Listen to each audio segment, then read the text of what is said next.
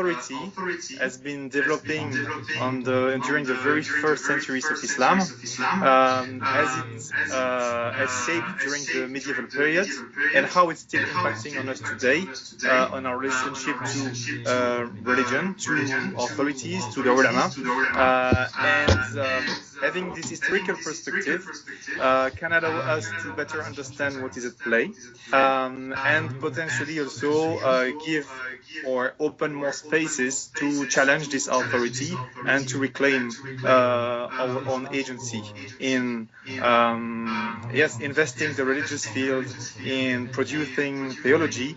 I know that some of you are already very active in that field.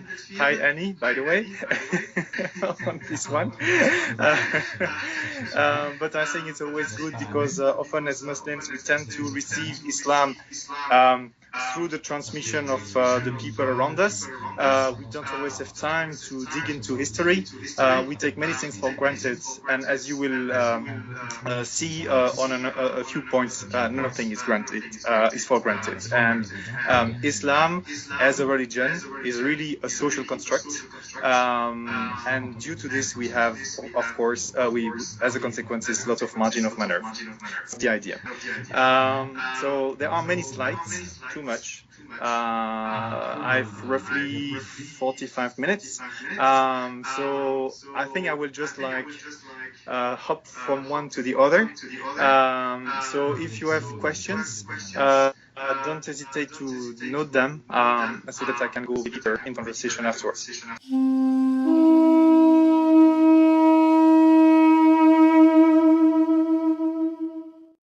Of Imperial Islam, then has moved into Imperial mode, and within this Imperial mode, how forms of authorities, political and religious, mainly in Sunnism, have been constructed. Yeah. So on the first of the concept of imperial facts, just three examples that are more or less contemporary to the famous Hanbali theologians from the 14th century, and two other are more contemporary examples of how theologians are approaching. So the first extract is of Ibn Taymiyyah. It's where he states in his Kitab Minhaj al-Sunnat al-Nabawiyya about well, it's just like the main quote is that it's not allowed to make an appraisal against imams, and by then it means the sovereign, it means the leaders in that context, and not to take the sword and the arms against them, even if they are unjust. So this is something that we are often as Muslims told, like we shall not seek fitna. And even if rulers are unjust, we cannot rebel against them. Best case, we have to try to teach them a lesson or advise them secretly to avoid the fitna, the seditions and those kind of issues. So we can say like, okay, we have a very clear opinion that is very well argumented and dating from the medieval period, 14th century. But it's already a reflection of conversation that we see going on until today. This is a justification that is until today used by political leaders, even in secular, so-called secular states like Egypt, was the case in Iraq, it was also the case in Syria and many others. Not to mention states where the secularism is much less advanced. This argument of fitna against the leaders is something extremely strong that is used to quell any kind of willingness of the people to claim their right and to claim their agency. So this is something that is deeply rooted. That's one aspect, and I will keep on thinking. The second extract on slide 5 is an extract of PhD thesis of a guy called Ali bin Nafi al-Ulyani, who is actually now one of the leaders in the University of Medina, and he did this viva in 1984. And the quote that I'm really extracting from this part is he's kind of saying like the fact of forbidding what Allah has authorized, like the benefits to put Muslims back on the good track of Deen, and that they take from their eyes the fascination that they have for systems and social and types of social organization of unbelievers that are distracting them for the religion. So basically, the guy is saying like, if the Quran is saying that slavery is fine, forbidding today slavery is a sin and a rebellion against God, and this is not acceptable. Right? 1984. Another extract then in English is something that I took from a paper written by a guy based in the US called Bassam Zawadi, that I suspect to be fairly well on the very Salafi side of the spectrum. And basically he is arguing on the fact that non-Muslim cannot provide any intellectual and rational argument against the Islamic law regarding the killing of apostates. And so apostates, until today, should be killed, and we should be proud about it, and absolutely unapologetic. Right? So this is a guy that, and I've seen him in a conversation on a Google mailing list, defending his paper, and it was like a year ago, and the guy is sticking to this line and saying that has been the corpus of the legal arguments for the last 14th century. It's absolutely based on Quran and Hadith, what he says. So we should not have any kind of problem with this, and that we, of course, should, when have the possibility, apostates should be killed. So, I mean, giving an idea of how the guy is approaching religion, and of course approaching the legal issues that are linked to that. So for me, these are just three examples of what, with a friend of mine who is a sociologist, Muslim sociologist, Omero Marunji, in France, that we have coined as the Imperial Islam. We're on slide 7. So to sum it up, Imperial Islam is trying to, some sort of a concept that tries to describe how Islam has been forged as a religion during the Middle Ages by theologians that were living in a society where Islam as a religion had become the religion of the power, right? It was in an hegemonical situation, and therefore theology, jurisprudence, legislation was developed by people holding power, and that they could translate into their norms, actually, a specific relationship to the world, a specific relationship to other communities, a specific relationship to other human beings. As an example, all the conversation about the dilemma, the fact that non-believers, or say Christians and Jews, would have to pay some sort of tax, a poll tax, is just a reflection of the fact that in theology, legislation enshrined in a way a theological approach to non-Muslims in the city.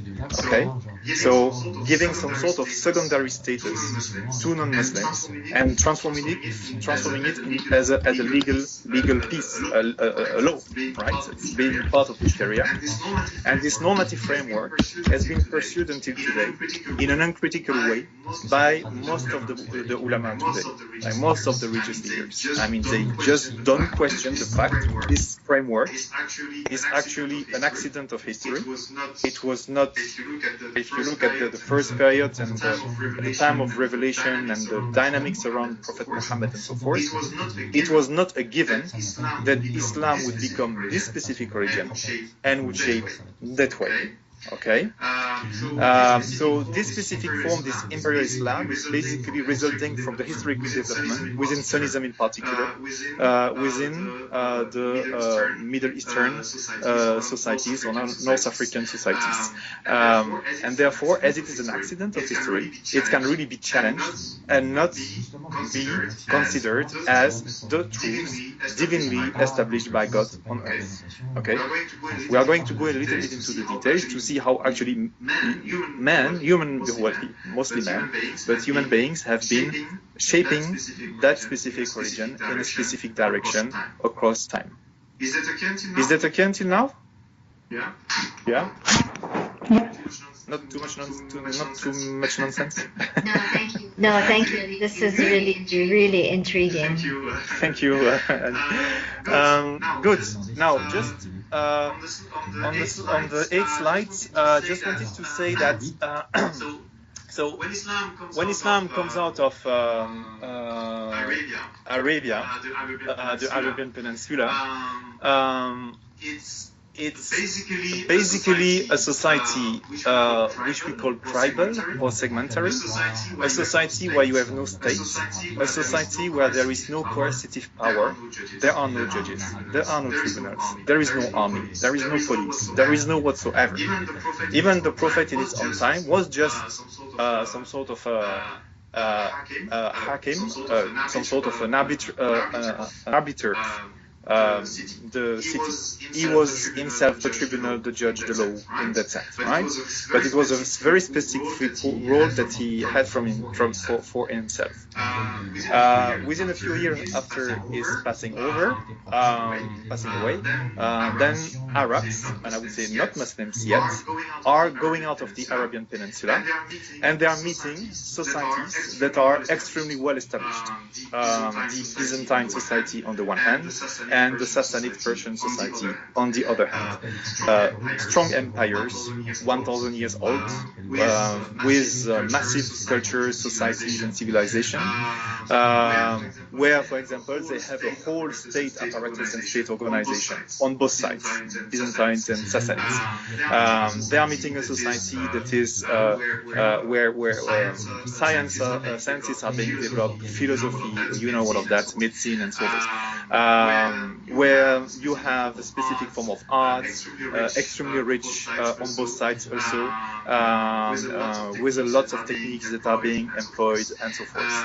And very interestingly also, where societies are actually, and this is typically the Sassanid model actually, that will be picked up again by Islam as it's constituting itself along the first 2 centuries, is that you have semi-autonomous religious communities founded on their religious identity and which are responsible of a number of issues for themselves, like the Jewish, the Christians, but even the Zoroastrian societies in the different cities. Those communities are fairly autonomous, and they have their own rules, their own legislation, and they practice it by themselves under the rule of the Sasanian Empire in particular. And this is definitely the model of organization of society that the Arabs coming out from the Arabian Peninsula will just vet, and they're like, okay, fine, we just keep on doing it because that's efficient, kind of. Okay, so that's very important to see it in that approach. It was a bit different in the Arabian Peninsula, and it was different in the Byzantine Empire, but that model was picked up. So we have to understand that Islam as a religion was not actually existing at the time of the passing away of the Prophet Muhammad. It was just a deen, and a deen is just a path, a track, right? Nothing structured. Okay, it was a number of precepts, not formally organized. For example, kind of 5 pillars of Islam was totally non-existent. Okay, this is the later formalization. And actually, when you look at the Hadith, provided that we give some credit to them, you have Hadith that say that Islam is just 1 pillar to Islam is 10 pillars. So across history, we just choose the one that say 5. No obvious reason. Okay, that's just how theologians, ulama, have been processing this legacy and have been trying to order it in a way that makes sense for them, in a completely different context. Okay, those ulama were coming from Christian background, Zoroastrian background, Jewish background, being in a different culture and so forth, and this is what they brought as their own legacy, their own luggage, if I can say, when they started to build Islam in a region that would be autonomous and different from Christianity and from Judaism in particular. Because at the moment, for the first, I would say, 5-6 decades at least, it's not clear that the deen, Islam, of the Arabs is very different from Judaism and Christianity. Obviously, yeah. When you look at the sources, you see that it's the region of the Arabs. And when I say use region, it's not the proper word. I should keep on using deen as a path. And it takes nearly 1 century before really it starts to differentiate and to own its own identity different from the other religions. Otherwise, it's just the feeling that they have something in common with the others, but it's not yet Islam as we know it now. So it's been really a process. But this process is happening in some sort of religious matrix of the Middle East, replete with different beliefs, people that are talking to each other, moving from one community to the others, and so there is this whole like fizzling, bubbling that is happening, if I can say, and in which this context Muslims will try to build something that makes sense for them. And so just as a side note, for example, we tend to believe, and there is a narrative that says that when Arabs came, people started to convert to Islam. That's absolutely untrue. There were extremely low level of conversions during the first century. Actually, the Umayyads were totally not interested into conversion. They were rather interested in getting money through the jizya, which is linked to the concept of dhimma that I was mentioning. And actually, the community that was the most thriving after the liberation by the Arabs, if I can say, were the Nestorians, Christian Nestorians. After the conquest by the Arabs, once the Byzantine Empire had been falling down and was not putting pressure on them, and neither the Sassanid Empire, then there were massive conversions from Zoroastrians and Jews toward Nestorianism for about 1 to 2 centuries, and then people started to move towards Islam afterwards, right? So it was very interesting to see the dynamics that happened over there. So which means that people were kind of hopping might be a bit too strong, but I mean over the generation, moving from one community to the other, and that was fine. As an example, by the 10th century, so 400 years after the death of the Prophet Muhammad, we estimate that only half of the Iranian populations had converted to Islam. Okay, so that was a very long process that took place. Okay. So yeah. Now, if we move into the slide 9, so there has been 2 big periods. So that's where we've seen that the first movement in Islam started to shape its way. And actually, both the Shia and later on the Sunnah have been in opposition to the Kharijites, because they were saying, oh wow, wait a minute, like, I mean, they're basing their claims on the Quran, whereas until then, most of them had been basing their claims on I'm pertaining to which clan or tribe or whatever, because I was the first in Islam, you were the second, so I have more legitimacy than you, because I'm bloodline direct to Muhammad or not. So these were the kind of argumentation that were used, but the Kharijites really went to theology, and they forced both Shia and Sunnah to start developing their own argumentation, and that comes actually later. Okay, so they have been the first to really develop this kind of Islamic identity, but it's really at the end of the 7th century, beginning of the 8th century. So like 3 generations after the passing of the Prophet, passing away of the Prophet, right? Moving to slide 12. So we see that the Shia has been longer to come to develop its own argumentation.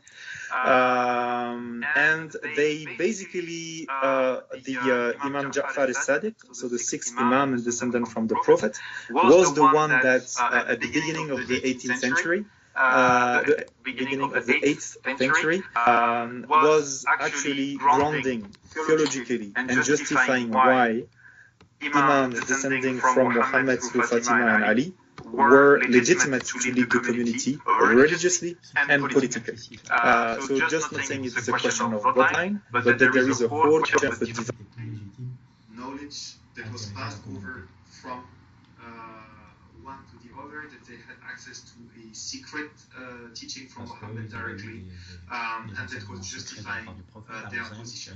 Okay? So that's coming really late, so beginning of the 8th century, and that will further later. What you also to look into this context, and this is just an element of context that is interesting to see, is that this period, end of the, well, it was already there at the time of the Platon till clearly the 9th century onward, is that this whole area was, I would say, ripe, yes, is the correct word, like full of messianic movements, like people that were just like getting up and saying, God has spoken to me, has talked to me, I'm a prophet, or I'm the Messiah, this is the end of time, you have to follow me, and all those kind of issues. So that was coming, I wouldn't say on a daily basis, but this is something that was really, this period was replete of people in movement that were claiming to be the prophet or to be the Messiah and so forth. For example, I'm just mentioning a guy which is called Abu Isa al-Isfahani. So he was from a Jewish background, from Isfahan. And look, I mean, he claimed to be an analphabet who started to write books, right? And then suddenly he disappears in a cave. Doesn't ring bells? Yeah. An analphabet who writes book, another one that goes into a cave. That's basically elements that we see in the history of Islam itself, and for the Shia itself. I mean, disappearing in the cave of the last Imam for the Shia, the 12er Shia. So you even had another guy, Al-Mukhtar, for example, in this period that were claiming to have revelation from Gabriel. Okay, so this was kind of a common theme, and this one is very interesting because it means that until the mid-8th century, 750 and a bit more and a bit later, the idea of Muhammad being the seal of revelation is not fixed yet. Okay, so people can keep on claiming that there are prophets and that Gabriel is talking to them. And of course they were opposed, but it was not something that was completely out of imagination, right? And actually we see that the Sunni, have been developing this argumentation of Muhammad being the seal, like the last one, okay, of the prophet, in opposition to all those guys that were keep on coming and saying like, hey, Gabriel talked to me, I'm a prophet, I need to do something, you need to follow me, this is a new revelation, blah, blah, blah, and so forth. Okay, and with many, of course, those movements have also hugely influenced the Shia in many aspects, in terms of the continuity of revelation, or the continuity of inspiration, and those kind of things. Moving to then a little bit. Okay, so and we will see that actually the Sunnism as a specific identity and a specific relationship to Muhammad came in a way in response to those movements, both to the Kharijites and both to the Shia. Okay, it was not a given. We can have an idea of this as well, that for example for Nuri, we don't see traces of the importance of Muhammad in the life of the first of the Arabs and the first Muslims until end of the 7th century. So Muhammad is not the defining figure, he's not a central figure, okay?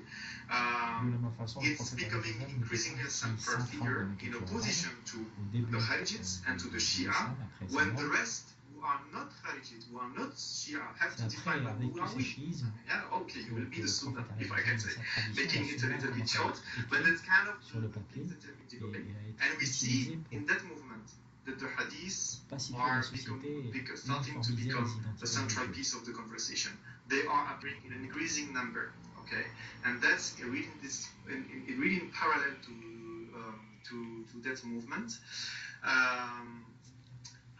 That they are appearing. So yeah. So this is in that specific context then, when the Sunni are trying to define who they are.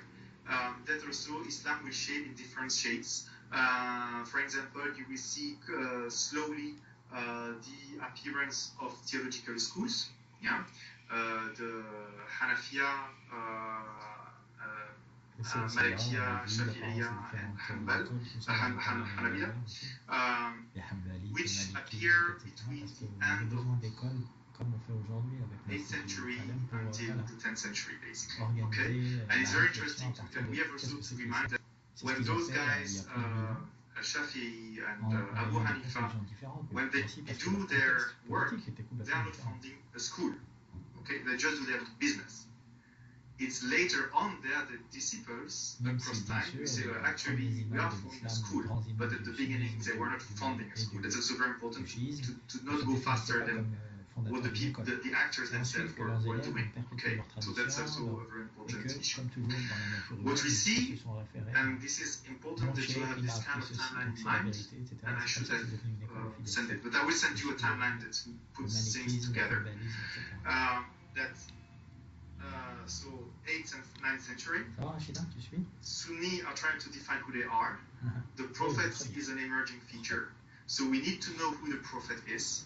So this is when you will see the Sirah appearing. Okay.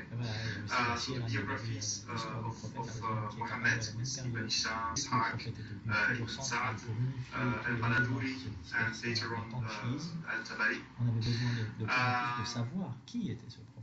Sirah are appearing, and then Donc, you Sirah have the al-Nabawiyya de Tabari, par 9th exemple, une century, des premières de Al-Shafi'i, est apparue with à the l'époque. so-called founder of the third school of jurisprudence, who is actually the first to theorize that Muhammad has a normative role for Muslims. Okay? C'est la troisième école So du it sudisme means that qui a until pour la première fois 850 formalisé more or less, l'idée que Mohammed Muhammad avait was increasingly perceived as being enseigné a des model, normes but he was not yet the normative authority for Muslims.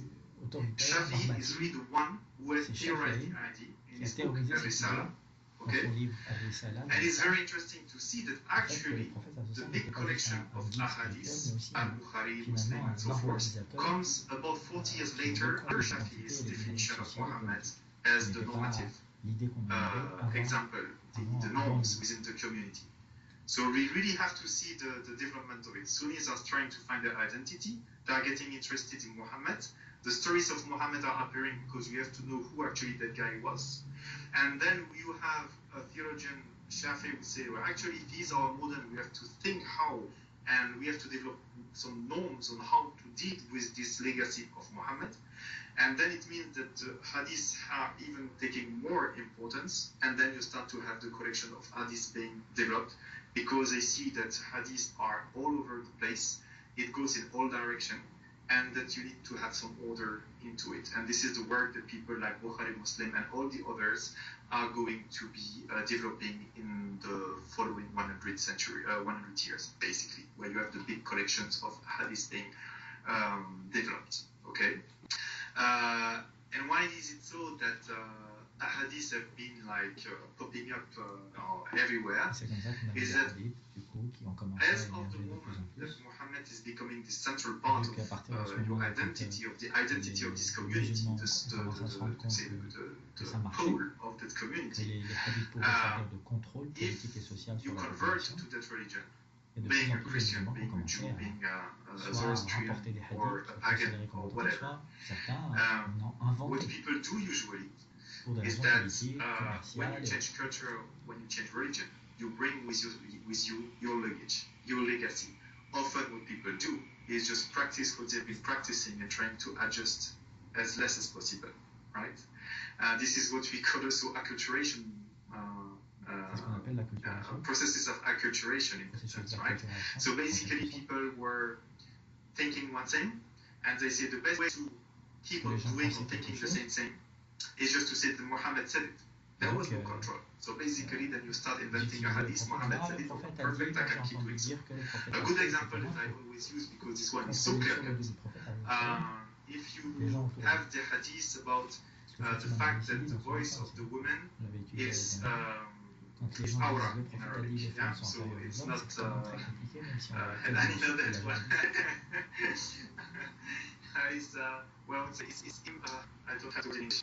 It's an entity, right? So to put it bluntly, okay? And this is and this hadith has been used like all over the place to forbid women to sing, to recite the Quran, to talk in mosque, you name it, right?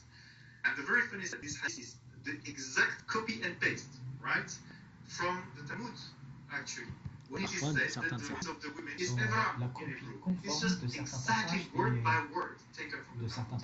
Okay? So basically, you have a clear example of copy and pasting. So probably Jews converting to Islam and take this, moving it, bringing it into their new religion as a way to keep on doing what they were doing and their relationship with their own community as it were before. Okay, and of course, this hadith is considered as fully rubber stamped, 100% sahih, you name it, and it's of course a forgery. Okay, but as it has the perfect transmission line, then it's considered as being authentic. Okay, but that's clearly what's happening. Do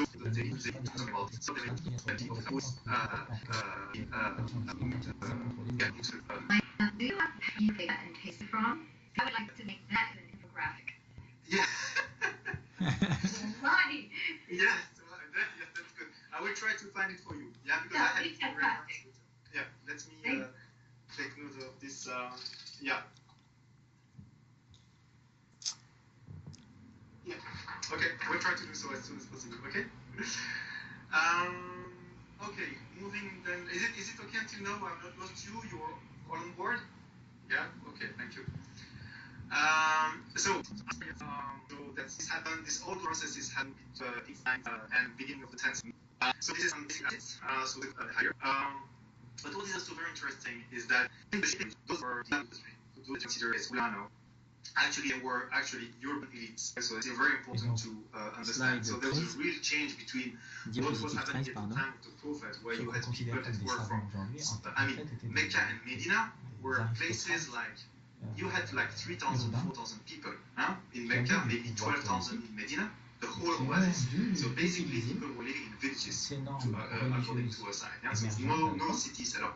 But when they are in Damascus, Baghdad, that is being developed, all other cities in Iran, Nishapur and others, these are cities and with thousands and thousands of people. Baghdad was up to 1 million inhabitants at some point in time, right? So we are a completely different context. And those who have been developing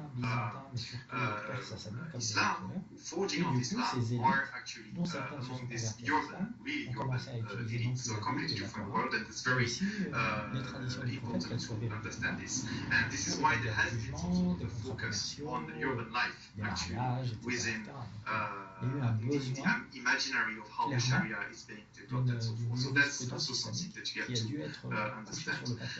The other thing is that many of the ulama, actually, those who started to make a profession, if I can say, out of Islam and out of articulating Islam, are coming from business or merchant families, okay?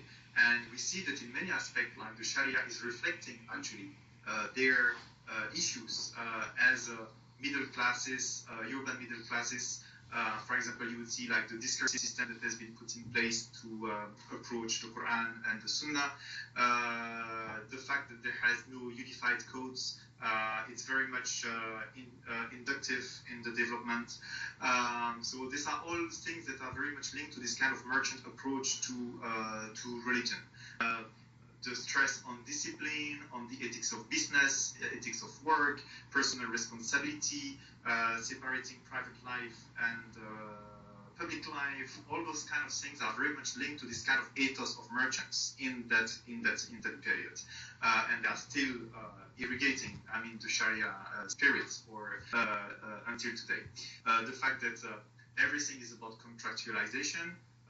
Marriage, for example, is a good example of this. I mean, marriage is in all books of jurisprudence is not about love, it's about contract. Très bon exemple de cela. What do you rent Le mariage n'est pas une question d'amour à l'époque, mais une question de to go to the bottom line, qu'est-ce qu'on partage, qu'est-ce qu'on donne, qu'est-ce qu'on reçoit, qu'est-ce qu'on achète, istiaja in Arabic, so the location of the vagina, quels sont les droits sur le vagin de la femme, etc. Donc c'était vraiment très pragmatique, sans honte. This is about contracts and what you can do about it. And lots of things have been developed in terms of tools. Jurisprudence I will not go into those kind of details, but for those who know a bit about it, like the IAM, for example, are just like fictions, legal fictions to allow, for example, borrowings, long-term contracts, and all those kind of things that are very important for merchants, basically. Okay. So that's a part of the context. What is also very interesting in how the Sunnism now is developing and acquiring its own identity is contrary to Shia, for example. They have separated in a way, and we will see how in a minute, political authority and religious authority kind of quite clearly. They were together at some point in the person of Muhammad. Muhammad has died, so basically this will not happen anymore. So that's kind of something that has been hanging quite importantly. And therefore, what has been very interesting as well is that dit que le sunnisme, plus que le chiisme, à partir de cette période, 750 à 1000 ans après Jérusalem, ils ont vraiment, comme il est dit sur la slide, 16 séparés entre l'autorité religieuse et les autorités politiques. Prophétat et mohammédaine. Are the authority of Islam, and the ulama are just sort of an intermediary that kind of articulates the norm, but they are just doing this on behalf of. Okay, the real inheritance of the Prophet is the community, and this is why we say Ahl Sunnah wal Jama'ah. So those who follow the path and the community of Muhammad. That's the name that they took for themselves. Okay, the community as the depository of the authority, the normative authority. Those who say what is right and what is wrong is the community, all the people together. Which is a very interesting concept. In a way, can be very dangerous, but also very modern in many sense. I mean, because if we, the people, are the authority, that's extremely powerful. But of course, it's also it can also be a break to change. Okay, so it can go both ways. I mean, because when you have to change the minds of everybody, it can take a massive amount of time. But at the same time, that's also power. So you have to think about it. And it's very interesting also to see, that's an anecdote, but kind of important, that there was a Persian aristocrat that converted to Islam, Ibn al-Muqaffa, and it was in the end of the 8th century, and he proposed to the Caliph al-Mansur to have a uniform legislation for everybody, so that the Caliph would ask all the ulama to say, okay, we go for one code, one law, applied to everybody the same way. Like it was in the Sassanid Empire, actually, which was extremely top down, where the religious people and the law were aligned on the Shah. It didn't work. I mean, people just, the Caliph said that refused, not one single law. So that's very interesting that this trial did not even work out to have one law, one political, one religious authority, everybody doing the same. So there's this willingness to keep this kind of, I would say, anarchical type of development where this is every case is different. So you try to induct general cases, but it can change all the time. So that's interesting that this mode of functioning was kept actually. Then moving to slide 18, I would just like to very quickly propose, just draw your attention to something. So you know about this episode about this rationalist school of thought, the Mu'tazila, which was I will not go into the details of their views, but at least on one point. So it's important to look at historically how it has been functioning. So for a while under Al-Ma'mun, the Caliph Al-Ma'mun, beginning of the 9th century, they have the power basically. So Al-Ma'mun is behind them. No imam that would say that the Quran is not created with that job. You know, he was really enforcing this. There was a persecution against the Hanbalites, for example, and the more traditional and literalist milieu. So that was really extremely strong. Okay, so he was trying to impose the fact that the Quran was not created. And of course, it's generated lots of opposition. People were fighting each other. They were beating themselves in the different mosques. I mean, it was really amazing. And then after the Caliph Al-Mutawakkil, later on, put end to this. Okay, completely changed his approach, and I would say pushed the Mu'tazila out of power, if I can say, and said like there is only one way. The Quran is not created. Yes, the Quran is not created. That's uncreated. It's not created. Okay, it's part of the essence of God. It's easier in French. In English, it's a bit confusing, but it's part of the essence of God. So there is no creation of the Quran. It's eternal. It's from before the beginning of the universe until the end with no change. That's the words of God verbatim. You cannot change that. So that's at that moment that we have a total flip within the theology, if I can say. But what is really interesting in that period is first that we understand that the fact that Quran is created or not is not a question that was coming from Muhammad or whatsoever. They were not busy with those kind of issues. It's a decision that was the result of human struggles, and it was solved by the sword. I mean, at the end of the day, those who were supporting the idea that the Quran was created were just pushed away from power, some were killed, and the Hanbali, the more traditional way, won the battle. Now we have to believe that the Quran is not created, is eternal, essential to God, and so forth. Okay? But most importantly, by doing so, Caliph Al-Mutawakkil actually gave, well, in a way, admitted and recognized the traditionalist ulama as actually the locus of authority. They have the authority to define what is good, what is part of Islam, what is not part of Islam. Until then, the Caliph had the possibility to little bit intervene into the religious field in the definition of Islam was or not. But at that moment, even the Caliph has nothing to say in matters of religion. The ulama are saying it, and specifically the traditionalists. Okay, so that's an important step that we taken there. And also very interesting, the same imam, the same Caliph, Al-Mutawakkil, avec cette conséquence négative qui n'était pas attendue par les premiers musulmans qui ont lutté pour ça, c'est que les ulama ont constitué un contre-pouvoir face à face avec le calife. And he started a long process with that, by which actually the emir were holding the political power. Okay, and the caliph was just a name. Okay, so they were coming and making their bay'ah to the caliph, but actually they were running the show politically and militarily. And on the other hand, the ulama were running the show on the religious side. So that's where we see the branching happening, and this will have importance in the centuries to follow. De ces Turcs qui sont venus du Caucase, etc.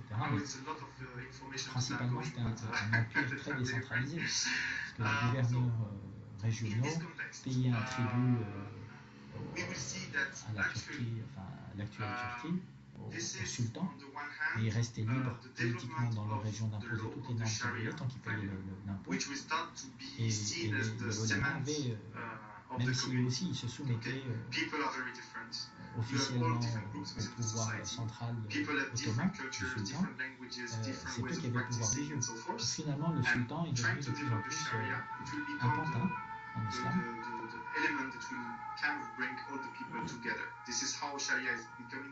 Avec un équilibre des pouvoirs entre le pouvoir judiciaire, politique, militaire, religieux, c'est de plus en plus difficile à maintenir, à centraliser. C'est aussi une des raisons pour lesquelles l'Empire ottoman a décliné et a fini par s'effondrer au début du XXe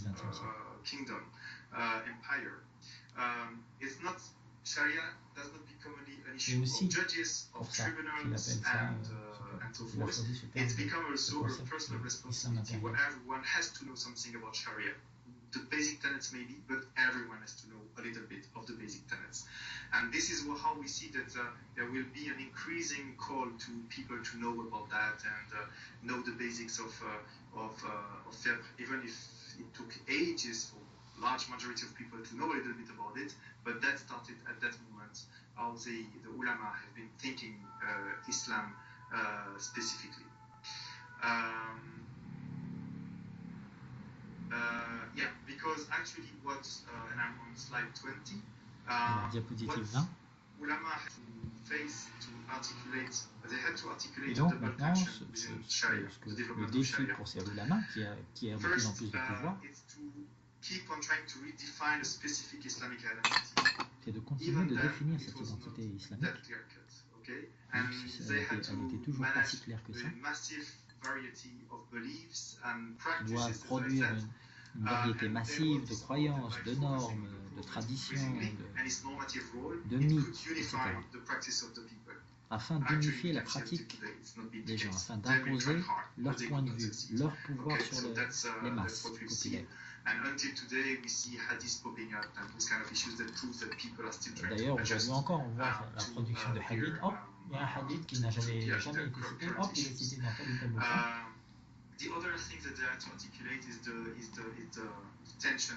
Et ça commence à l'époque. So some compromise have been found, and the different compromise have been shaping in the different school of jurisprudence, for example. They are all a compromise of where do we put the cursor, more to reason. Et donc les différentes écoles de pensée de trouver entre elles des compromis, les différents éléments de collaborer pour s'entendre sur des normes générales.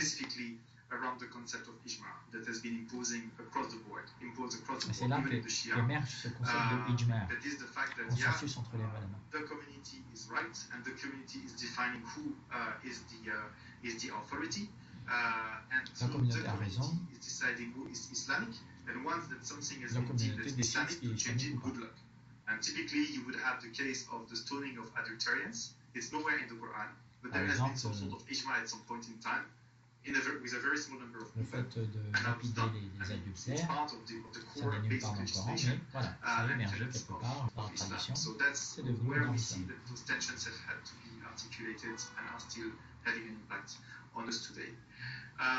And also very importantly, apart from that moment, it's interesting to see that as of things are increasingly solidifying, there will be, if the Sharia has to help frame that identity and that relationship to the Prophet and so forth, we will see after the turning of the 10th century and 11th century onwards, the development of the discourse that we meet until today about the bid'ah, the innovation that is something against Islam. It's against the identity, it's against the religion, it's putting yourself out of ce qui n'est pas islamique, ce qui doit être rejeté. Les bonnes innovations, c'est lui qui les décide, les mauvaises innovations, c'est eux aussi qui décident que ça ne doit pas faire partie de la tradition. The death of the prophet, but we really see how all the different things are interlinked, because the bid'ah in a way is the discourse of bid'ah on the innovation is what also keeps on defining what are the boundaries of the community and of what Islam could be or not. Okay. So what is also interesting if we go back to the authority of the ulama. So yeah, they are defining the Sharia, but they are, of course, this role has, of course, improved and increased their cultural and social role, okay, within the societies, because when they are the one that have the possibility to articulate what Islam is or not, then of course they start to get, of course, benefits, symbolic capital, but also material capital, as we see. Because what we have, and I'm conscious of the time, so I'm trying to squeeze it a little bit more, we will see that the way that the way the transmission of knowledge is operated is also very specific. So this is what we call a genealogical authority and transmission of knowledge. You get the knowledge from someone, who got the knowledge from someone, who got the knowledge from someone, and hopefully you go until the prophet. So actually, it's not that much what you teach that is important, it's how you teach it and which kind of line of transmission you can get yourself in. Okay? This is about morality, this is about personal connection, this is the personal connection between the master and the disciple, this is all of those kind of elements that are put into play in the transition of knowledge, and on qui a eu bien sûr des avantages, cette formalisation de l'islam politique durant la période impériale médiévale, mais aussi avec des gros désavantages qu'on est en train de vivre depuis 100 ans. Then the body of the ulama is also taking a lot of authority. But also very interestingly is that there is this transmission aspect, but it's a very much there is a personal authority that is linked to that through this kind of companionship that is being developed, and it's also how also one master is also appropriating the text for himself, and is also bringing its own thoughts into it, and how is pretending not to transform, but yet transforming it. Okay, so there's a very complex process that is going on there. So yes, we are in a transmission, in a direct line that's supposed to be unchanged, but actually there's change, because every alim is operating choices in what it transmits or not, in the way it thinks things or not, okay? And that's part of that complex game to making, building the authority of ça fait partie de ce jeu compliqué au début de l'islam médiéval, what will happen also is that de la construction de once you have pouvoir such de a capital, a symbolic capital, as an authority, you will want to defend it and to replicate it. So we will see over time, c'est la slide 22. Specifically as of the 11th Un century, mode d'autorité généalogique, c'est écrit en rouge. Okay? Families will marry, intermarry. Okay? So that Avec des you can dynasties also familiales qui have gardent le access to jobs. You can have, for example, accès au travail, accès aux biens matériels, à la renommée, au pouvoir politique, tout ça, voilà, c'est devenu familial, dynastique. Then there will be foundation established by the emir, and so some mosques and foundations and madrasas are very well gifted with important salaries, with an important number of people. So it's important that also people want to transmit this to their family or to their closest disciple or those kind of issues. So we see all links, all strategies that will also be developed among the ulama around the transmission and articulation of religion, but also, of course, being deeply rooted in material and personal interests. So we have also to be extremely aware of that. Ulama have never been like pure spirits above the fray, not touched by material issues. They were deeply rooted in their society with a personal, family, class, tribal interest, and this has been, of course, shaping what they've been developing as messages, as religion, as authority. Okay. Ça, c'est la slide 23. Ulama have also acquired a very important role, and I mentioned a little bit earlier the fact that after Plus en plus de pouvoir pour les ulama, de moins en moins pour un affaiblissement du pouvoir califal. But this trend will be reinforced ever since. So I would say the caliph were nominally there, claiming to be the ultimate authority, but actually the political and military authority was exercised by you had the Seljuk Kurds, you also the Ayyubids, or if you go in Egypt, you had Mamluk. So specifically, these were either tribes that were coming from the Turkic world or slaves that were taken to and trained as a military, but they were basically non-Arab people. Okay, and they were becoming the ruling class.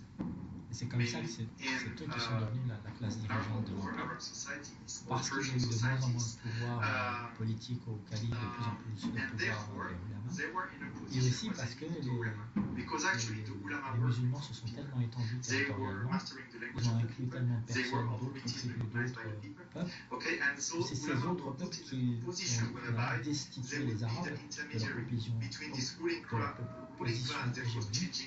qui sont devenus, aussi parce que l'islam était très démocratique, avec les valeurs de l'époque, comparé aux valeurs de l'époque aux autres royaumes, aux autres empires, c'était quelque chose de très démocratique, de méritocratique. Le mérite était quelque chose de reconnu à l'époque. Les puissances étaient tous être égaux si on était musulman, etc. C'est aussi pour ça que beaucoup de gens sont convertis à l'islam pour accéder à des positions supérieures, etc. Et ils ont fini, ces gens-là, par être plus nombreux que les Arabes au sein de l'islam en tant qu'empire. C'est pour ça qu'ils ont fini par prendre le pouvoir. The ruling class started to develop those madrasas, those hanga that I was mentioning earlier, giving them stipends and so forth. So the ulama had an interest to work for the ruling elite, and the ruling elite had a big interest to gift the ulama with those kind of institutions, with the kind of stipends that they were offering. It was not that the ulama and the emir were always hand in hand. Encore une fois, sur eux qu'on se reposait pour justifier de la légitimité de cette transition du pouvoir entre les Arabes et les non-Arabes. C'est comme ça que l'islam est devenu identitaire et politique encore plus qu'à l'époque médiévale, au début de l'islam, que c'était devenu un pivot essentiel pour légitimer le pouvoir de ceux qui voulaient le prendre aux Arabes. But because also they were this intermediary class that was able to negotiate with the ruling foreign elites.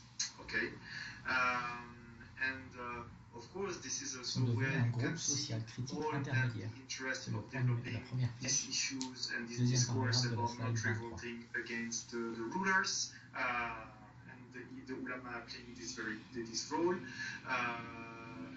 Avoiding the fitna and all those kind of issues. So that's where altogether you've seen that through the shaping of Islam, through the shaping of the Sharia, they've been taking a greater role, and through their role of intermediaries between foreign rulers and the population, they really set their position as legitimate authority within the societies. And this is rent, if I can say rent, yes, is it? Yes, they've been drawing benefit from that specific position that they've developed until the 16th century and going also very far within the Ottoman Empire because basically they've been inheriting from those structures kind of the Buddhism model that was applied, the Ottomans, and these benefits have been drawn by ulama until I would say the beginning of the 20th century, where you have seen reform movement appearing, by and large, okay, and where the authority of the ulama has started to be questioned. And here today we see another phase where the authority of the ulama is massively questioned. Of course, we have also to recognize that if you apply the theory of elites, ça c'est la slide diapositive 24. Et maintenant la diapositive 25, les ulama n'étaient pas une classe sociale en tant que telle. C'est ce qu'il va lire là. But where they have been also as an elite, it has to define its own criteria to be pertaining to define itself as a group. So it's very interesting when you look at, for example, the criteria to become a mujtahid, for example, someone who has the right to practice ijtihad or to be an alim and so forth, you would see that you have to know the Quran by heart, you have to know the Hadith by heart, you have to know this, you have to know that. And this is what is thrown to the faith. Bring an argument about religions and we tell you like, who are you? You're not part of the club, you're not part of the elite, you don't fulfill the criteria because we come from a completely different angle. But you have to see that those criteria to be part of the elite have been developed by dans tous les critères qui aujourd'hui sont mis en avant par ces savants, pour dire ah non, tu ne connais pas le Coran par cœur, tu ne sais pas si, tu n'as pas étudié ça, etc. Donc tu n'es pas un homme, tu n'as pas le droit de parler de la religion, tu dois juste nous obéir. C'est à cette époque-là que ça a commencé à s'établir. Ils ont établi tout un tas de normes qu'eux-mêmes avaient construites pour accepter que quelqu'un puisse se faire appeler alim. C'était tellement de pouvoir, tellement d'argent, tellement de privilèges que bien sûr qu'ils ont fermé sur le système. Avec cette généalogie, comme on l'a dit tout à l'heure, ça se transmettait de l'un à l'autre et les étrangers n'avaient pas le droit au chapitre. Yeah, I think I'm just checking. I've been going quite quick. Yeah.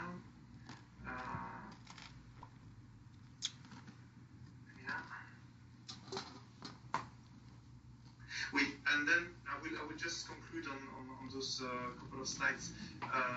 What is important as well is that during the later periods, going closer to the under the Mamluks and after, we see that actually the rulers, foreign rulers, military rulers, have supported also the ulama in trying to be increasingly restrictive in their definition of what Islam is. Okay, they never managed to uniformize, but nevertheless, there was this kind of, this Muslim identity that need to be kind of more clearly defined. Et donc maintenant, slide 29, clairement les dirigeants ont soutenu les ulama en faveur de définitions plus restrictives de l'islam. Voilà, parce qu'eux aussi, ils ont joué ce jeu-là. Ils ont compris tout le pouvoir qu'il y avait dans un islam défini comme un système fermé, fasciste, autoritaire. Donc ça a arrangé finalement toutes les élites. Il y a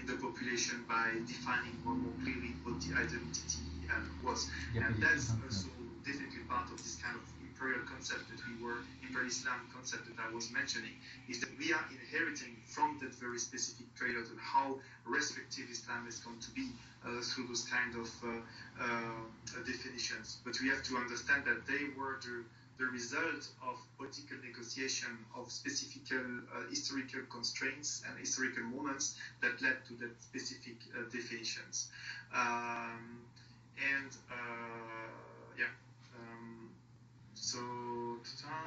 And what is very interesting, and that's my last point, it's also interesting to see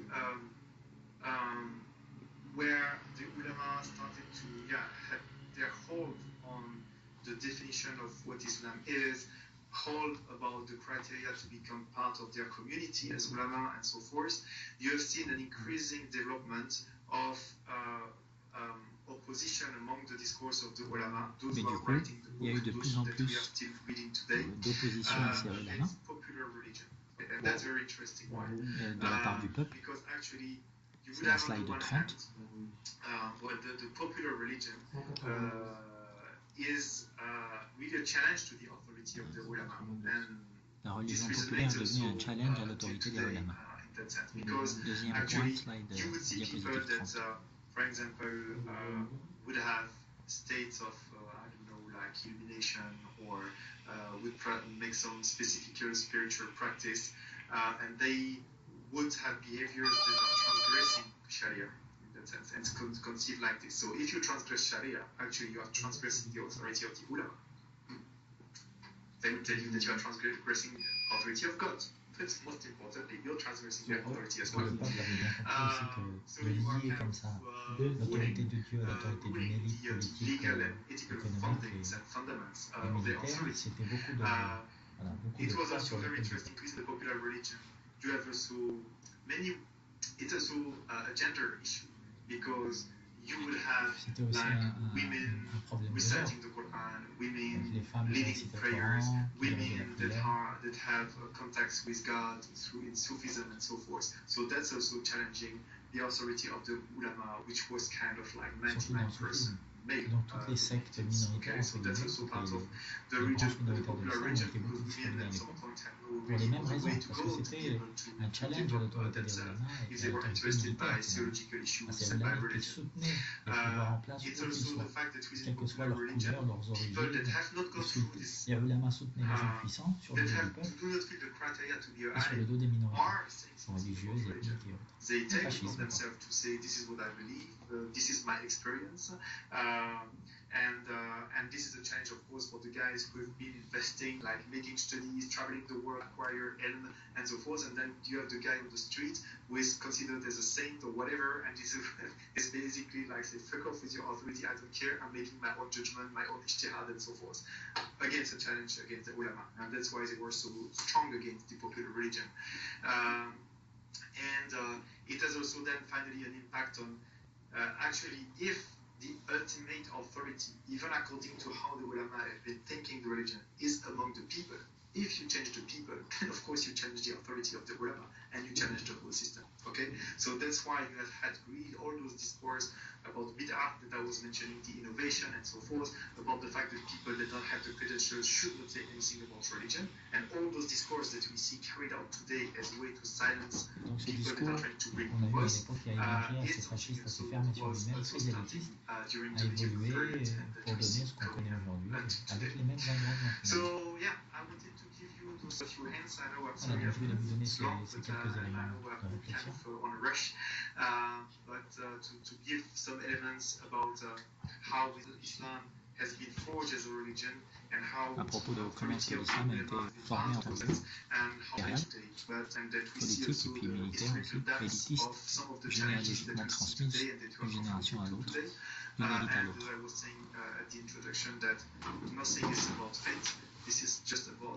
Et clairement, on voit que ça n'est pas à propos de la spiritualité, c'est à propos no fatality, this can be changed, and this is how we have also to reclaim our own agency by knowing our history and how we can bring new things, and that basically, I mean, the sky is the limit, I would say.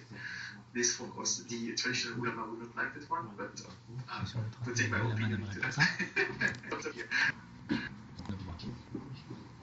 So let's look on alignment. You okay, Lucas? Edwig, thank you so much. It was the open was so.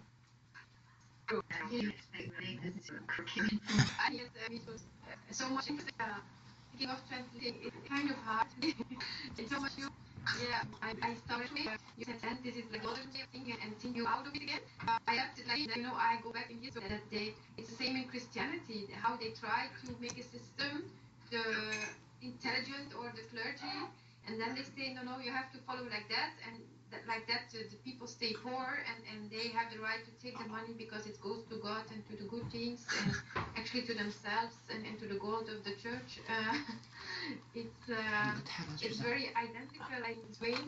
Just maybe we translate in French. But I Yes. now okay. En gros, c'est la même chose qui s'est passée à la période, avec des élites un petit peu avant, avec des élites qui se sont constituées, une religion dogmatique qui s'est construite au fil des siècles, sur les ruines de l'Empire, et avec des élites religieuses qui soutenaient les pouvoirs économiques sur le dos du peuple. On leur dit, mais si, donnez votre argent, soutenez votre gouverneur, votre roi, votre empereur, quoi qu'il fasse, c'est de droit divin, etc. Merci beaucoup. Plus vite que moi. Oui. De rien. If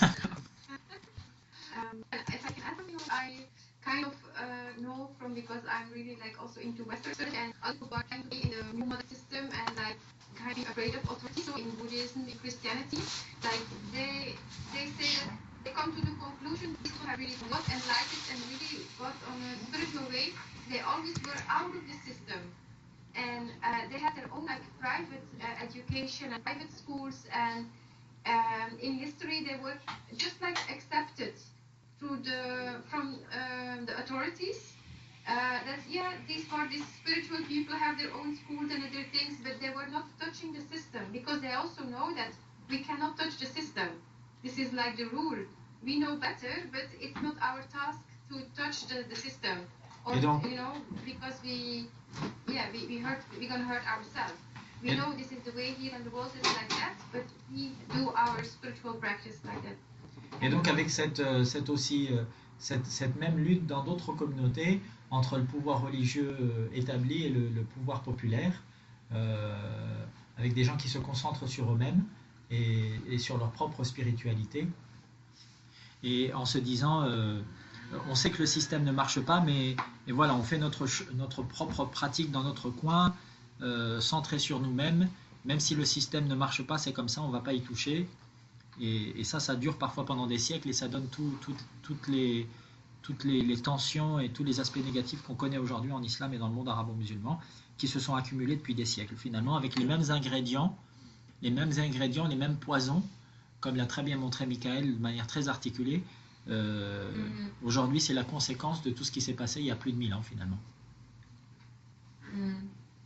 Mais j'ai bien aimé aussi, et c'est quelque chose qu'on répète souvent, ça, le fait qu'effectivement, il y a toujours des côtés positifs et négatifs à tous les systèmes, que le système musulman, deuxième point, n'est pas différent des autres systèmes, surtout en termes de fascisation, de contrôle, de normalisation, mais que s'il y a eu des côtés positifs à une époque, aujourd'hui, il faut les utiliser, cette démocratisation, cette shura, cet ijma', ce consensus, cette méritocratie. Il faut utiliser ces points positifs pour les vivifier, et vivifier ce qu'il y a de meilleur dans cette tradition, et adapter l'éthique, les valeurs, ces préceptes du début de l'islam à notre période. So I was saying, as Michael said very well and articulated very logically, the fact that it was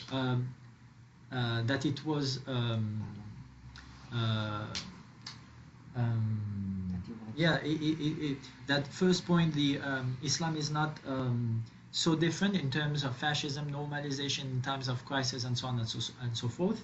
And second point, there's always positive and negative aspects of any system, and the Islamic system that has been established like 1,000 years ago has been established on principles and axioms and ethical values and so on and so forth that we have to vivify nowadays and to apply them truthfully and authentically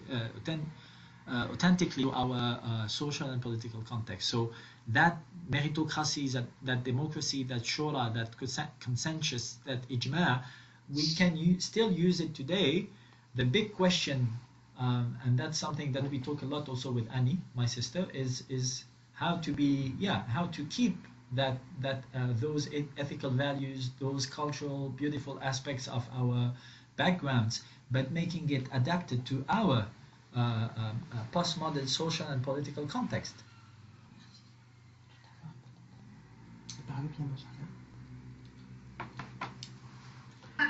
So, 2 points. One, the easy one is I'm going to be teaching an ethics class in the University of Lucerne in June. So I'll find out more if any one of you are interested in attending. That would be great to meet you all in person.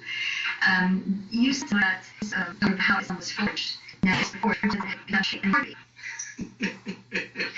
So I wanted to make sure which definition of forgery are you talking about.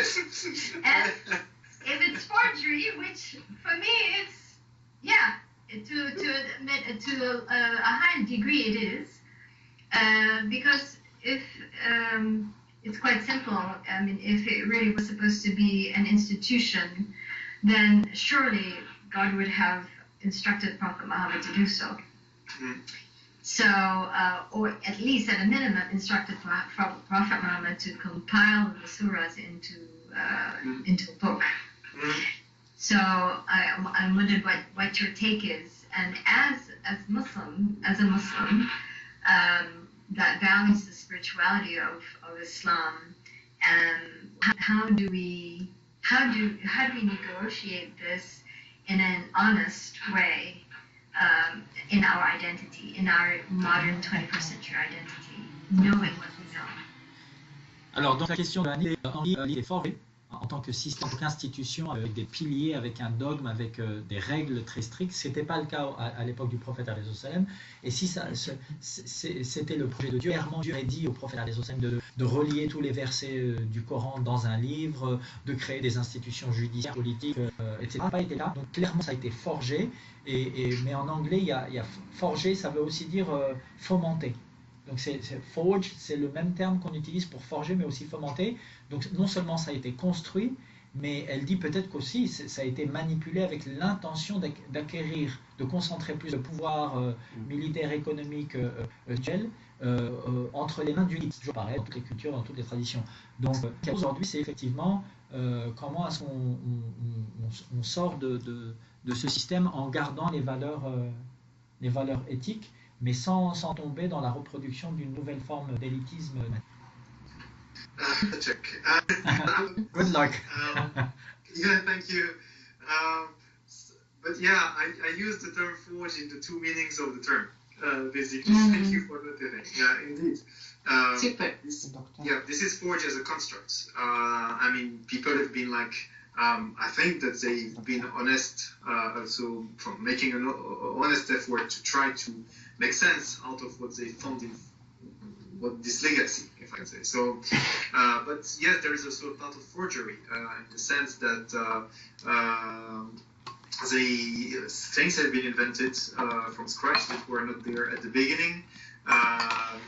Sometimes with dishonesty, sometimes to support interest, well-vested interest. And I think the way to, I think we just, I mean, there is this kind of, the mainstream narrative about Islam is that by the death of the Prophet, as if everything was there and that it was some sort of turnkey religion that was received. And that we have to just say, like, it was not the case at all. At the moment, what we can try to reconstruct from that time is that when, I mean, the death of Muhammad took the people by surprise. And contrary to what we are taught to believe, there was no final point to the revelation, right? This discourse of the wala, I don't know how you say in English, it's a forgery, basically. The Prophet did not come to the last pilgrimage and say, this is my last time, and this is what's my wasiya, my recommendation for, and this is the contents of Islam. That's a forgery in the proper sense of the term. So basically, it dies, and then people were just believing that As-Sa'ah, the last hour, would just come like in the next few days or weeks or whatever, and then nothing happens. And nothing happens for years, and nothing happens for decades. And then at some point people have to say, like, for all religion, same after the death of Jesus, they were just in the same moment, like, this is the end of times, right? And then people think like, well, maybe we should do something about it, guys. Maybe time will come at some point, but yeah, right now it's not the case. So how is how as a community you enter into history? And that must have been, I mean, it must have been such a difficult process for the people, I mean, that were living this. I mean, that, they had this inspiration, this path that were given to this, and from a sudden you have to make it through, to make sure that it will be transmitted through history, because the end of time can come anytime. And you have to make sure that your kids, if it's not your time, they will have something. So that's how you start to build a religion. You start small and then you grow it. And I think that by recognizing that this is a historical process, that those people had to, they became Muslim on the way, and they built, forged Islam on the way. And we're still doing it in that sense. I think you recognize the term. I think it's kind of first that you to. Je traduis en français, effectivement, voilà, comme tu veux. C'est à la fois utiliser le mot, c'est à la fois forger dans le sens de construire, et c'est à la fois une forgerie dans le sens où il y a une partie de mensonge.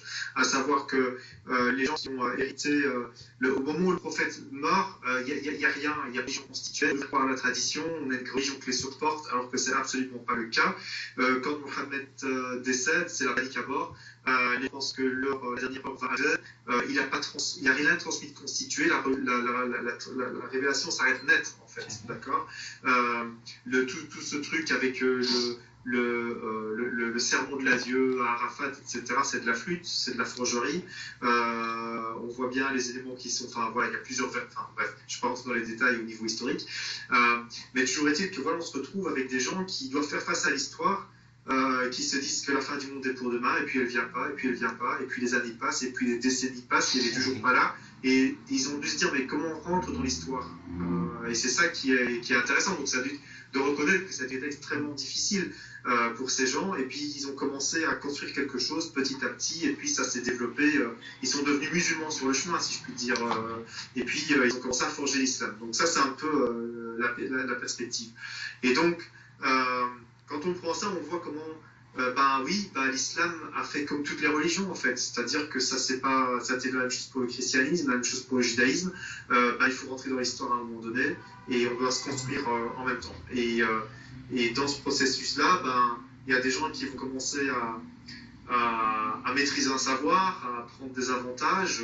Ça n'empêche pas les bonnes intentions, il ne faut pas voir les choses tout à fait négatives, mais à un moment donné, on va avoir tendance à parler toujours pour ses propres intérêts, et c'est très humain. Et l'islam, c'est très humain. Comme religion, c'est forgé par des hommes, par des êtres humains, et il faut reconnaître cela.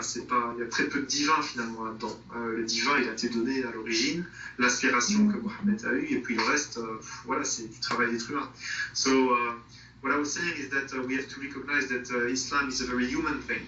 I mean, it's built up by human beings. As human beings, some have acquired specific knowledge, so they've acquired specific power, and it's also very human to want to preserve it, and to speak and to develop things according to the preservation of your interest, the interest of your class, and so forth. And that's fine. This is what has been happening all the way throughout history for all religion. Take it, Buddhism, Christianity, Judaism, you name it. That's the same processes over and over again, because we are dealing with human beings. So yes, indeed, we have to recognize that there was some inspirations at the beginning of the day. At the time of Muhammad, he got something, he got some inspiration, that's for sure. But afterwards, what came out of it is just like human work, and that very human dimension that we have to recognize. And this is what the official discourse has been trying to erase, that nothing is human in a way. Yeah, it's all divine, and the Sharia was given by God, and blah blah blah. And that the ulama have just been like extracting what was kind of incoherent at the beginning, but it was not. I mean, they've been forging something new, but of course, if they say that, that would mean that they've changed the origin of God, and they cannot say that, basically, right? It would like shooting a bullet in their own foot. So, but if we look at it from our own perspective, I mean, I think that recognizing this is part of the healing process. Like, okay, and that would be like articulating the way I'm approaching it. Is more like, that's history, take stock of it, make peace with it, and then begin something new in that sense. Or when I say new, it doesn't mean that and this doesn't mean like, brushing tabula rasa, everything out of the table. No, things have been, let's get inspiration from what people have been doing before us, but I mean, so take stock of that as well. But we can see that through history, by the kind of choices or non-choices that have been made, and led us to where we are today, there are plenty of doors, windows that we have never opened. Okay, and I think it's our role to open them and see what can be behind, right? So often people tell me like, oh, you're trying to change the house of Islam and blah blah blah, and I'm saying like, I'm not really sure I want that. I'm actually trying to get out of the house and look at the beautiful garden and say, I'm going to build something new here, or maybe not.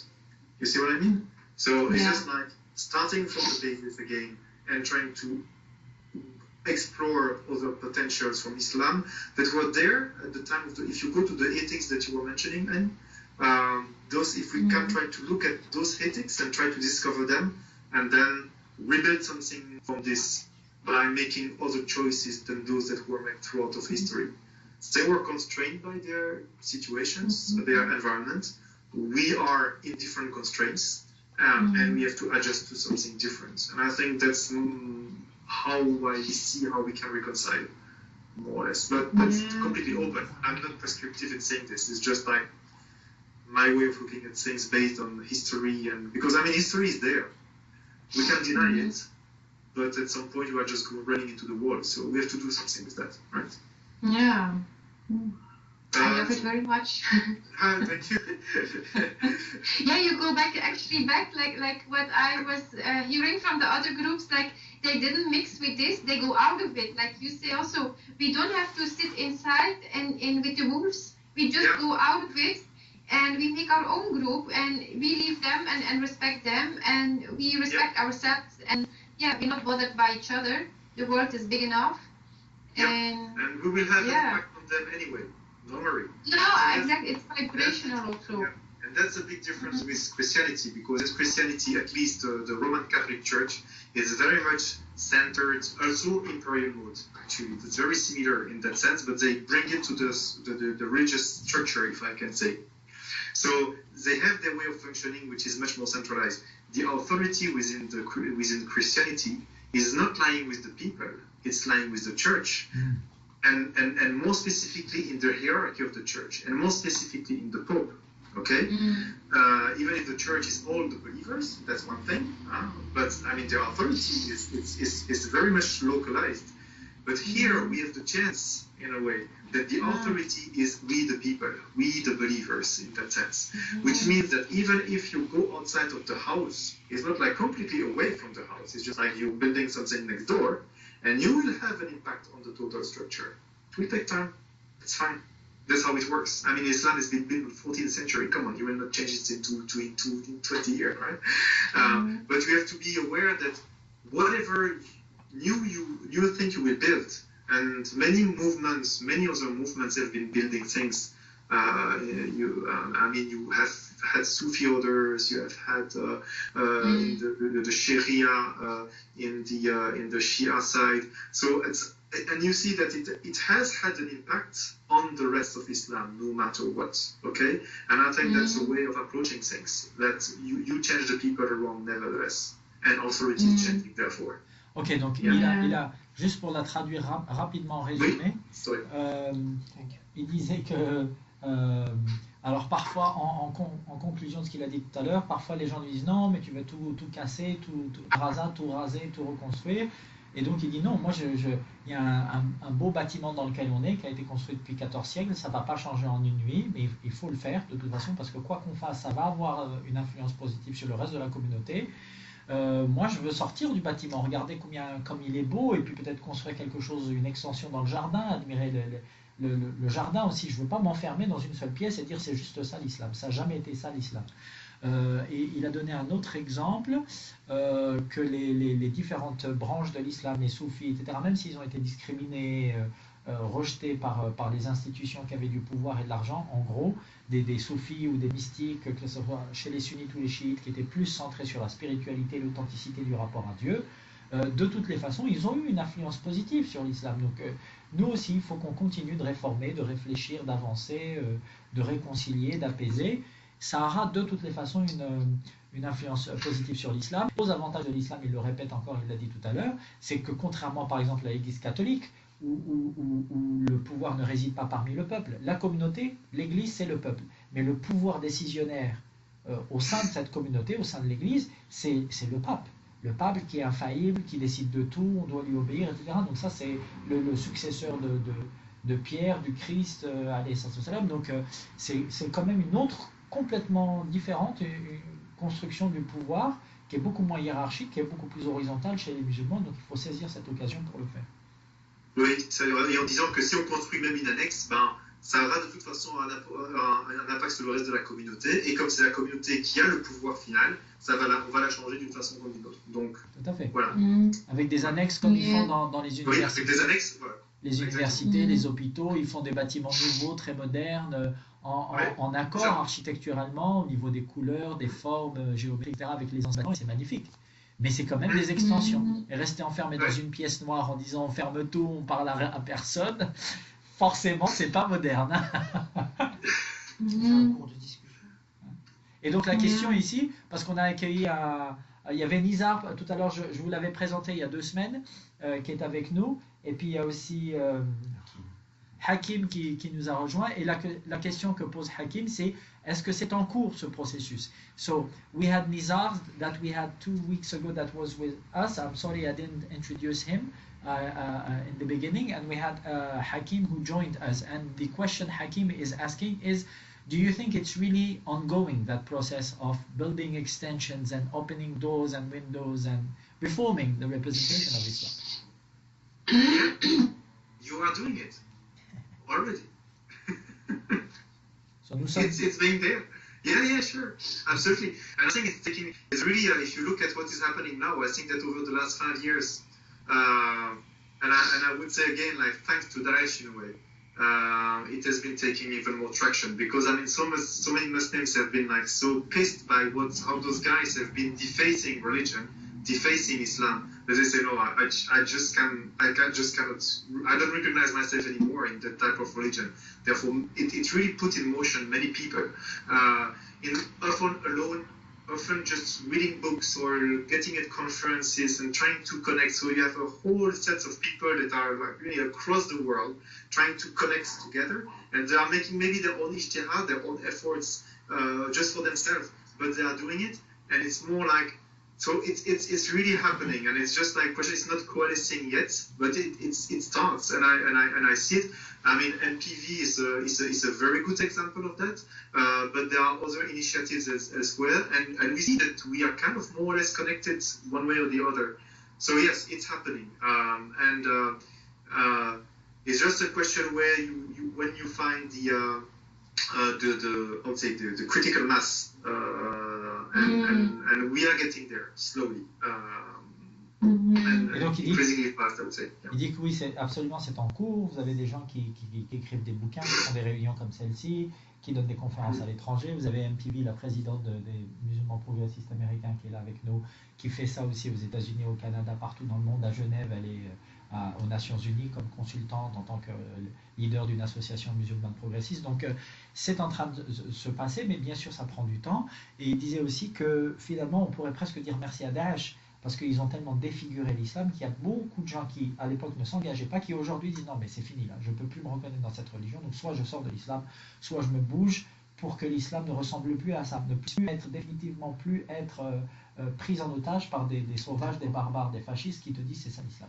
Donc finalement, non seulement c'est en train de se passer depuis des décennies, mais en plus, c'est en train de s'accélérer. Avec des gens de plus en plus qui, voilà, par une conférence, par un bouquin, par une réunion, chacun à son niveau, on se connecte, on réfléchit, on connecte avec d'autres communautés, avec des gens qui ont d'autres croyances, mais qui ont les mêmes valeurs finalement.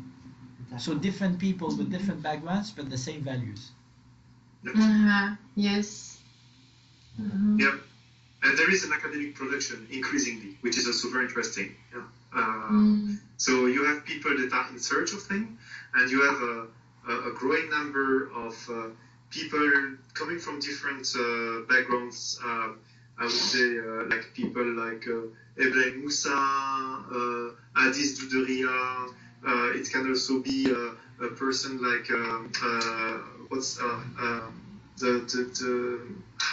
the famous lady that prayed in Europe first time. What was her name?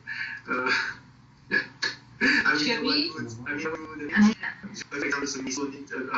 An increasingly strong intellectual production. It's really advancing, people bringing different scientific approach. Yeah, that's also that's really attraction. Yeah. Excellent. I think that let me just translate. So, il y a aussi une production académique avec des matériels, des manuels qu'on utilise, des formations, etc. Donc il y a vraiment des choses qui sont posées, qui sont très concrètes, avec aussi des femmes qui s'engagent. Amina Wadou des États-Unis, une des premières femmes qui avait dirigé la prière, Anison Veil, présidente de MPV, Sherin Khan au Danemark qui a ouvert une mosquée pour les femmes. Donc c'est vraiment en train de changer, de s'accélérer avec des pierres vraiment très concrètes. And that also my point, because we're still working on the book from the session we did last year. You know, with NGO, low founding, it takes time, but inshallah the great presentation you've done last year about Islam and ecology and nature and so on and so forth will become a book. Maybe also we can think with Annie of working on a publication from that great seminar tonight because it was very, very well edited, and anybody can learn many useful things from that. So we'll see how it works, inshallah. So j'ai dit que l'année dernière, l'islam, etc., on est en train de faire un bien, on est en train de retranscrire pour le publier. Et aussi cette session-là est vraiment très bien articulée, très vite, et apprendre ce genre de présentation. Donc je pense que ça pourrait être une publication en collaboration avec. So let's continue our talk, our activism, our whatever. Thank you so much for your work. It was great presenting. Merci pour cette présentation. Je ne pourrais pas c'est vraiment bien.